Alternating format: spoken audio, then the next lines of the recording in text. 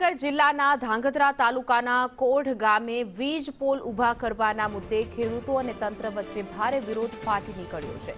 ખેતરોમાંથી પસાર થતી પાવર ગ્રીડની લાઇનની કામગીરી શરૂ કરાતા જ સ્થાનિક ખેડૂતોમાં વળતર મુદ્દે ભારે તણાવ અને આક્રોશ સર્જાયો હતો। ઊભા પાકને નુકસાન સામે યોગ્ય અને પૂરતું વળતર આપવામાં આવે તેવી માંગ સાથે ખેડૂતોએ મક્કમતાપૂર્વક કામગીરી અટકાવી દીધી હતી। વધુ વિગતો સાથે મારા સંવાદદાતા શાહરૂખ જોડાઈ ગયા છે। જે શાહરૂખ, શું છે સમગ્ર ઘટના?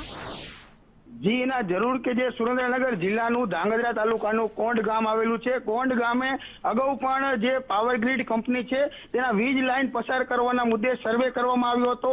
પોલીસના ચુસ્ત બંદોબસ્ત વચ્ચે આ સર્વે હાથ ધરવામાં આવ્યો હતો।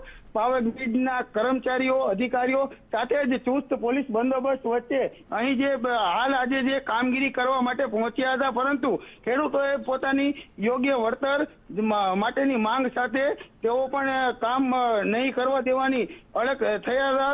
આ બાબતે હાલ જે તાલુકા પોલીસ દ્વારા 20 થી વધુ ખેડૂતોની હાલ અટકાયત કરવામાં આવી છે। યોગ્ય વળતર આપવામાં આવે તેવી ખેડૂતો માંગ કરી રહ્યા છે। જી ના જી શાહરૂખ, સમગ્ર માહિતી બદલ આપનો આભાર।